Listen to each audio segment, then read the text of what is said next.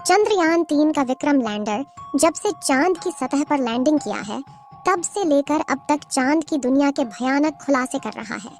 Landing के बाद चंद्रयान 3 ने भेजी चांद की पहली वीडियो और तस्वीर। दिखा चांद के दक्षिणी ध्रुव का ऐसा खौफनाक मंजर। अगले 14 दिनों तक चांद पर घूमते हुए चंद्रयान करने वाला है बड़ा कमाल। इसरो का यह मेगा प्लान देखकर दुनिया भर की स्पेस एजेंसीज हैरान हो गई है। दोस्तों, चांद की कक्षा में पहुंचने से लेकर आज तक इसरो के चंद्रयान 3 ने हर रोज लगभग नई तस्वीरें और वीडियो भेजा है।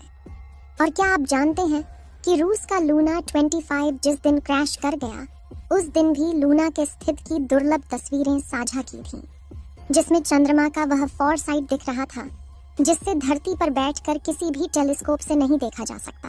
लेकिन इस वक्त की सबसे बड़ी खबर यह है कि चंद्रयान 3 चंद्रमा की सतह पर सफलतापूर्वक लैंड कर चुका है, जिसके तुरंत बाद उसने अपने अंदर लगे एडवांस हाई क्वालिटी कैमरा की मदद से चांद के दक्षिणी ध्रुव की पहली झलक कैप्चर कर ली है। और अगले 14 दिनों तक वह बड़े कमाल करने वाला है, जिसका खुलासा आज हम इस वीडियो में करेंगे। साथ ही आपको दिखाएंगे इस मिशन से जुड़ा वह पहलू जिसे देखकर इसरो के लिए आपकी इज्जत 10 गुना बढ़ जाएगी।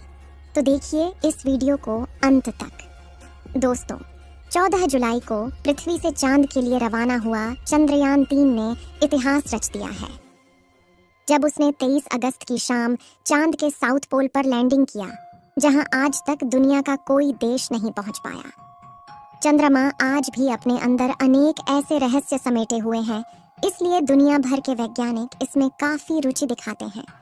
इसी बीच इसरो की तरफ से बहुत ही बड़ी गुड न्यूज आ रही है कि चांद पर लैंडिंग के बाद चंद्रयान 3 के विक्रम लैंडर की कंडीशन बिल्कुल ठीक है और इसलिए चंद्रमा पर रिसर्च करने के लिए अपने प्रज्ञान रोवर को चांद की सतह पर खुला छोड़ दिया है।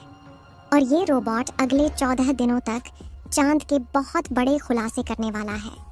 वहीं विक्रम लैंडर के एडवांस कैमराज ने चांद पर अपनी लैंडिंग साइट की सबसे ताज़ा तस्वीरें भेजी हैं। इन लेटेस्ट फोटोज में सूरज की रोशनी को रिफ्लेक्ट करके चमक रही चांद की खूबसूरत सतह को साफ साफ देख सकते हैं। साथ ही यह भी देख सकते हैं कि चांद की सतह कितनी ज्यादा ऊबड़ खाबड़ है, जिसका यह हाल लंबे समय तक उल्का पिंडों की बारिश की वजह से हुआ है। वहीं लैंडिंग से ठीक पहले विक्रम लैंडर पर लगे लैंडर पोजीशन डिटेक्शन कैमरों ने चांद की कई कमाल की फोटोज खींची थी। और इसरो द्वारा शेयर की गई इन तस्वीरों में आपको कुछ नाम लिखकर दिखाई दे रहे होंगे, क्योंकि चंद्रमा पर मौजूद बड़े बड़े इम्प्लांट फ्लैट है, जो यहाँ से तो हमें केवल कद्दू की तरह दिखाई दे रहे हैं। लेकिन चौंकाने वाली बात यह है कि इन्हीं रहस्यमय गड्ढों के नीचे 1-2 किलोग्राम नहीं, बल्कि पूरे 10 करोड़ टन पानी मौजूद हो सकता है और कई बेशकीमती खनिजों का भंडार हो सकता है, जिसका रिसर्च करने के लिए विक्रम ने अपने प्रज्ञान रोवर को रवाना कर दिया है। तो चंद्रयान 3 के रिसर्च मिशन के ऑब्जेक्टिव क्या है और ये अपने रिसर्च के दौरान चांद के किन किन रहस्यों से पर्दा उठाने वाला है, जिससे नासा और रूस को भी जलन होने लगी है। आइए जानते हैं दोस्तों। विक्रम लैंडर पर कोई चार्ज नहीं लगेगा, यानी कि लैंडिंग के बाद अब वो अपनी जगह पर खड़ा होकर चंद्रमा पर सर्च करेगा, जिससे यह चांद के पतले वातावरण के अंदर मौजूद प्लाज्मा पार्टिकल जारी करेगा। दिन और रात में चंद्रमा की सतह के बदलते तापमान की जांच करेगा, अपनी लैंडिंग साइट के आसपास आने वाले भूकंप की गति और तीव्रता की स्टडी करेगा और सतह के नीचे लेजर फेंककर सरफेस एलिमेंट्स की जांच करेगा, जिसके लिए इसके अंदर 4 पेलोड उपकरण लगाए गए हैं। जबकि चंद्रयान 3 का प्रज्ञान रोवर अपने टायर्स की मदद के चलते हुए चांद के दूर दराज इलाकों की तरफ रवाना हो चुका है और चलते चलते इसने इसरो को भी चांद का डेटा भेजना शुरू कर दिया है।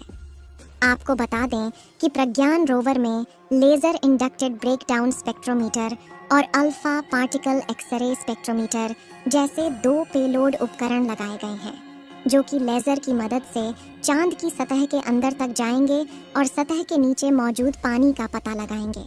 साथ ही यह चांद की मिट्टी और चट्टानों में मौजूद मैग्नीशियम, एल्युमिनियम, क्रोमियम और सिलिकॉन जैसी कीमती खनिजों को भी खोज निकालेंगे और इस रहस्यों से पर्दा उठाएंगे कि आखिर जान के अंदर क्या छुपा हुआ है। यानी अगर अपने इस मिशन में विक्रम लैंडर और प्रज्ञान रोवर ने चांद पर किसी कीमती खनिज या पानी का भंडार खोज लिया तो ये इतना बड़ा कामयाबी होगा कि भविष्य में जब भी चांद का नाम लिया जाएगा तो इसके साथ ही इसरो और भारत का नाम भी जोड़ा जाएगा। आपको बता दें कि रिसर्च मिशन चांद के वे लूनर दिन होते हैं जो कि पृथ्वी के 14 दिनों के बराबर हैं, जिसके बाद चंद्रयान 3 का विक्रम लैंडर और प्रज्ञान रोवर अपने आप निष्क्रिय हो जाएंगे और सदियों तक चांद की सतह पर खड़े होकर भारत के नाम का ठप्पा लगा देंगे। ऐसा इसीलिए क्योंकि इसरो ने वापस लाने का कोई प्लान नहीं बनाया है, वहीं इसे सिर्फ दिन के वक्त ही काम करने के लिए डिजाइन किया गया है। यानी 14 दिन के बाद जब विक्रम लैंडर की लैंडिंग साइट पर अगले 14 दिन के लिए रात होगी तब इसके सोलर पैनल चार्ज नहीं हो पाएंगे और धीरे धीरे इसके सभी उपकरण बंद हो जाएंगे। हालांकि यहाँ गौर करने वाली बात यह है कि इसरो के मिशन का सबसे महत्वपूर्ण लक्ष्य चांद की सतह पर सॉफ्ट लैंडिंग करना था। मगर ये सवाल आता है कि चांद पर लैंडिंग करना इतना मुश्किल क्यों है?